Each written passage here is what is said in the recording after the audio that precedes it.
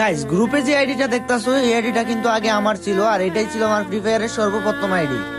তো গাইস, আমার আইডির কথা অনেক মনে পড়তেছিল, তারপর আমি রিকোয়েস্ট পাঠাই এন্ড ভাই আমার ফ্রেন্ড রিকোয়েস্ট অ্যাকসেপ্ট করে। সাকিব ভাই, আমি কিন্তু জানি এটা আপনার ফার্স্ট আইডি, আর আমি কিন্তু আপনার একজন সাবস্ক্রাইবার, সেই কারণে আমি আপনাকে একটা অফার দিব। তুমি অফার দিবা? কি অফার ভাই? ভাই, আমি আপনার ভিডিও দেখি আপনি তো কালেকশন ভার্সেস এর কিং। তো আজকে যদি আপনি আমাকে কালেকশন ভার্সেস করে হারাইতে পারেন, তাহলে আপনার শখের আইডিটা আমি আপনাকে গিফট করে দিব।